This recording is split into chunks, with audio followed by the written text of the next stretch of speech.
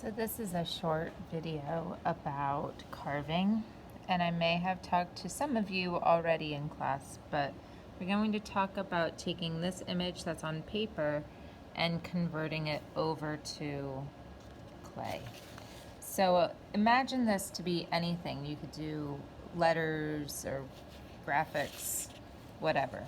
Okay, a drawing that you've already done, preferably, but still, you can do a lot of different things. Just take your image, place it wherever you want to place it on there, and then you're just going to start tracing it with a pencil. Okay, that image is going to transfer over. So we have your image here, and then we're going to talk about how to carve. There's a couple of tools. Here's a scoop tool. Love the scoop tool. Scoop tool is good for the first couple of options.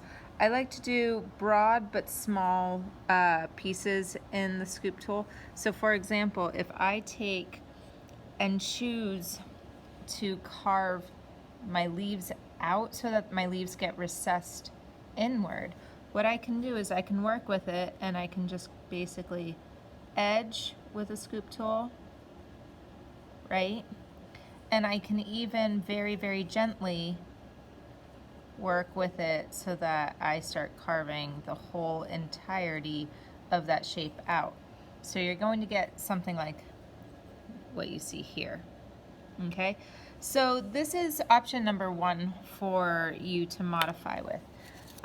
You can use also a loop tool. This is a small loop tool that I have here. You can see it in, proportion to my hands. And if you see here, all I'm doing is just kind of edging it first, and then I'm going to start pulling out clay. Now you can see how this tool won't get very broad areas. Also, my clay is a little bit gummy. It's not entirely leather hard yet, so that's going to affect the quality of my carving as well. Now, this is one of my favorite things to do with kids. What I like to do is I like to carve out the background so that the actual image itself appears like it's coming away from the background, so it's sticking out. My favorite tool for this is the scoop tool, and it's basically the same premise, only we're carving the negative space instead of what we call the positive space. So in the case of a negative space, what that means is we're carving out just basically the air and going slowly through, okay? Now, what you can do, you're going to notice with this, you can get a really nice clean edge, right? But the only problem with that is then you have kind of like some extra carving area that's a little bit distracting. So what you can do is the second step in this procedure would be to just kind of buff out that edge. You can even maybe take your finger and slide that cleaner, and you can see how this is going to stick out. If I keep going, I'll try and do this. It's hard to hold a phone while I'm carving. I'm edging pretty well, carving out, and I'm not taking too much away. Whoops. See what I mean by screwing up? It's okay. So if you see here, I'm just softening that up. I can even take my finger and take that excess and soften it up. So it does really appear like this positive image is sticking out, whereas with this, the negative image is going in.